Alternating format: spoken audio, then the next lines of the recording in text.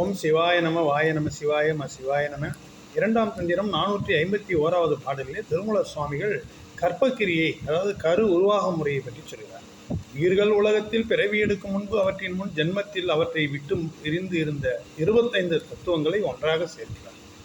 அதாவது உயிர்கள் உலகத்தில் பிறவி எடுக்கிறதுக்கு முன்னாடி முன் ஜென்மத்தில் அவற்றை விட்டு பிரிந்து இருந்த மொத்தம் எத்தனை தத்துவங்கள்லாம் 25 தத்துவங்கள். அதெல்லாம் ஒன்றாக சேர்த்து ஆதியாக இருக்கிற எமது ஆரியரான இறைவன் தான் உயிரை உருவாக்குகிறான் என்று சொல்கிறார். அது 25 தத்துவங்களை ஒன்றாக சேர்த்து ஆதி இருப்பவன் தான் நம்முடைய இறைவன் என்று சொல்கிறார். இந்த உடலுடன் கூடிய உயிர் இந்த உலகத்திலே எப்படி இருக்க வேண்டும் என்பதை அறிந்து அந்த கரு உருவாகும் போதே அதற்கு ஏற்றவாறு அந்த கர்ப்பப்பையின் உள்ளிருந்தே உடலுடன் கூடிய உயிரை உருவாக்கி அருளுகிறான் இறைவன் என்று சொல்லுகிறார். ஆக்குகின்றான் முன்பிரிந்த 25 ஆக்குகின்றான் அவனாதியம் மாறுயிர் ஆக்குகின்றான் கற்ப கோலகை உள்ளிருந்து ஆக்குகின்றான் அவனாவது அறிந்தே என்று நாம் பார்க்கிறோம்.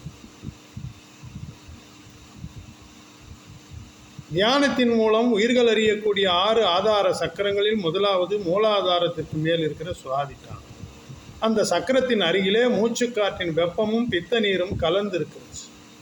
இந்த கர்ப்பப்பைக்குள் செக்க சிவந்த சிறு கால்களோடு தலையையும் சேர்த்து உடலையும் வைத்திருக்கின்ற கருவை உடலிலே இருக்கின்ற வெப்பமும் நீரும் சிதைந்து விடாதபடி பொறுமையோடு உயிருக்கு உயிராய் உடனிருந்து பாதுகாக்கும் இறைவன் அந்த கரு வெளியே போக வழி தேடும் போது அது இன்னமும் வளர்ச்சி பெற்று முழுமையடைந்த பிறகு வெளியே போக வேண்டும். அதற்கான தேவையான 10 மாதங்களை காலக்கெடுவாக வைக்கிறான். அந்த காலக்கெடு முடியும் வரை கருவையும் காத்து அதை தாங்கி கொண்டிருக்கிற தாய்க்கும் அதன் பாரம் பாதிக்காதபடி பாதுகாத்து அருளுகிறான் இறைவன். அறிகின்ற மூலத்தின் மேலங்கி அப்பு செரிகின்ற தானத்து செந்தால் கோதுவீம் போரை நின்ற இன்னுயிர் போந்துரை நாட பருகின்ற 10 பாரம் செய்தானே. ஆணும் பெண்ணும் சிற்றின்பத்தில் மகிழ்ந்து கூடுகின்ற போதே அவர்களின் முன்ஜென்ம வினைகளாலும் புதிதாக பிறக்கும் உயிரின் முன்ஜென்ம வினைகளாலும் இவர்களுக்கு எந்த உயிர் பிறக்க வேண்டும் என்பதை முடிவு செய்கிறான் இறைவன். அந்த உயிரினால் பெற்றவர்களால் அந்த உயிரும் அடையும் துன்பத்திற்கு காரணமாக இருக்கும் பாசம் என்னும் துயரமாகிய பந்தத்தால் கட்டி அந்த உயிர் உலகத்திலே எத்தனை காலம் வாழ வேண்டும் என்பதையும் அந்த உயிரின் பண்புகளையும் அந்த உயிரின் வாழ்க்கை முறையையும் முன்பே முடிவு செய்தான். ஆணும் பெண்ணும் அன்பாக சேர்ந்த போதே அதற்கு ஏற்றவாறு கருவை அமைத்து முடிக்கின்றான் இறைவன். இன்பொரு காலத்து இருவர் முன்பு உரிய துன்புறு பாசத்துயர் மனைவானோலன் பண்புறு காலமும் பார்விசை வாழ்க்கையும் அன்புறு காலத்து அமைத்து ஒழிந்தானே. 25 தத்துவங்களும் ஒன்றாக சேர்ந்து ஆணும் பெண்ணும் சேரும் பொழுது உருவாகிற கருமுட்டை கருவாக மாறி அதுவே ஆண் பெண் என்கிற 2 வித உருவங்களாக மாறுகிறது. உண்மையை பிறவியில்லாத நிலை அடைந்த ஞானிகள் கண்டு உணர்ந்திருக்கிறார்களே தவிர மற்றவர்கள் யாரும் அறிய முடியாது. கருவை ஒழிந்தவர் கண்ட நாள் மூவேள் புருடன் உடலில் பொருந்து மற்றுவோரார் திருவின் கருக்குழி தேடி புகுந்த துருவம் 2ஆய் ஓடி விழுந்ததே. ஆணும் பெண்ணும் சேர்ந்தபோது 25 தத்துவங்களில் 5 புலன்களை தவிர்த்து ஆணிடமிருந்து 5 ஞானேந்திரியங்களும் 5 கண்மேந்திரியங்களும் சேர்ந்து பெண்ணின் கருப்பைக்குள் பனிக்குட நீரில் உருவான கருமுட்டைக்குள் 5 பூதங்களும் 4 அந்த கரணங்களும் சேர்த்து கருவாகி அதன் பின் உருவம் பெறும் போது 5 புலன்களும் சேர்ந்து கருவாகி அதன் பின் உருவம் பெறும் போது 5 புலன்களும் சேர்ந்துவிட மீதி இருக்கும் புருடன் மட்டும் அந்த கருவுடம்பின் நெற்றி உச்சியின் உள்ளே சென்று பொழிந்து கொண்டதே. நான் என்ன செய்ய விழுந்தது லிங்கம் விரிந்தது யோனி ஒழிந்த முதலைந்தும் ஈரைந்தோடு ஏறி பொழிந்து பூணல் பூதம் போற்றும் கரணம் ஒழிந்த நுதல் உச்சி உள்ளே ஒலித்ததே.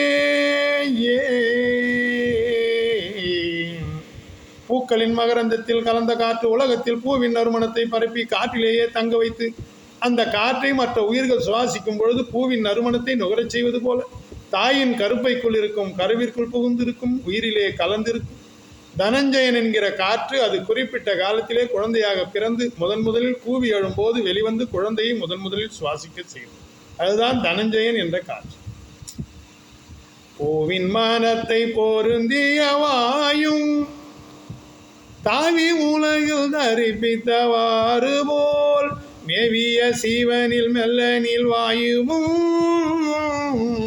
குவியே அவிழும் கூறி கொண்ட போதே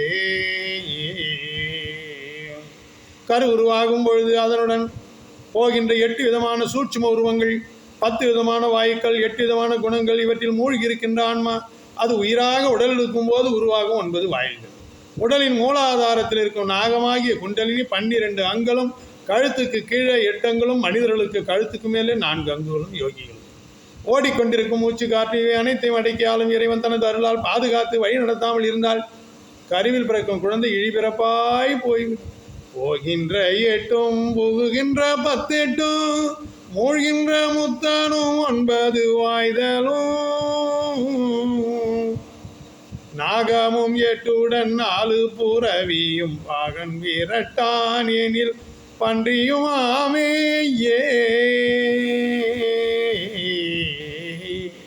ஆணின் சுக்கிலம் பெண்ணின் சுரோனிதத்தை எதிர்த்து சென்றால் பிறக்கும் குழந்தை ஆணின் சுக்கிலம் பெண்ணின் சுரோனிதத்தை எதிர்த்து சென்றால் பிறக்கும் குழந்தை உருத்திரனை ஒத்த தாமச குணமுடையதாக இருக்கும். பெண்ணின் சுரோனிதத்தை ஆணின் சுக்கிலம் எதிர்த்து சென்றால் பிறக்கும் குழந்தை திருமாலை ஒத்த சத்துவ குணமுடையதாக இருக்கும். ஆணின் சுக்கிலமும் பெண்ணின் சுரோனிதமும் சமமாக எதிர்த்து இணைந்தால் பிறக்கும் குழந்தை பிரம்மனை ஒத்த ராசத குணம் உடையதாக இருக்கும். ஆணும் பெண்ணும் சமமான இன்பத்தில் இணைந்திருந்தால் பிறக்கும் குழந்தை மாபெரும் அரசனை போல ஆளும் தன்மையை கொண்டிருக்கும். ஏற எதிர்க்கில் இறைய வந்தானாகும் மாற எதிர்க்கில் அறிய வந்தானாகும் நேரொக்க வைக்கின் நிகர் போததானாகும் பேரொத்த அமைந்தானும் பேரரசாலுமே. எத்தனையோ பிறவிகளை எடுத்து முடித்தவன் எடுத்த இந்த பிறவியில் வினை பயனால் ஆண் பெண் இருவரும் சந்தித்து இன்பத்திலே கலந்து அவர்களது உருவங்களில் இருந்தும் அவர்களின் முன்னோர்களது உருவங்களில் இருந்தும் பலவிதமான அம்சங்களை எடுத்துக்கொண்டு அந்த அம்சங்களின் சாயலிலே உருவம் கொண்டு கரு உருவாகின்றது. ஆணும் பெண்ணும் இன்பத்தில் கலந்து பின் பெண்ணிடம் உருவான அந்த கரு புதிதாக உருவானதாக அனைவராலும் அறிந்து கொள்ளப்பட்டால் அந்த கரு உருவாவதற்கு முன்பே இந்த ஆணுக்கும் இந்த பெண்ணுக்கும் தான் இந்த கரு உருவாக வேண்டும் என்பது வினை பயனால் முடிவு செய்யப்பட்ட ஒன்று என்பதை உணராத ஆண் பெண் கருவுக்கும் தங்களது மாயையோடு சேர்த்து தங்களது பலவித குணங்களையும் கொடுத்து விடுகிறார் என்று நம்முடைய திருமூலர் சுவாமிகள் சொல்கிறார். ஏயங்கலந்த இருவர்தஞ்சாயத்து பாயங்கருவும் உருவாம் என பல காயங்கலந்தது காணப்பதிந்த பின் மாயங்கலந்த மானோலயம் ஆனதேயே. கரு உருவாகும் போது முதலிலே கரு தனித்து கேவல நிலையில் இருக்கும். அதன் பிறகு மாயை அதன் தத்துவங்களோடு கருவோடு சேர்த்து விடும்போது அதுவரை துரிய நிலையில் உறக்கத்தில் இருந்த கரு அந்த நிலையிலே இருந்து மாறி விழித்து கொண்டு நினைவு தோன்ற ஆரம்பிக்கும்.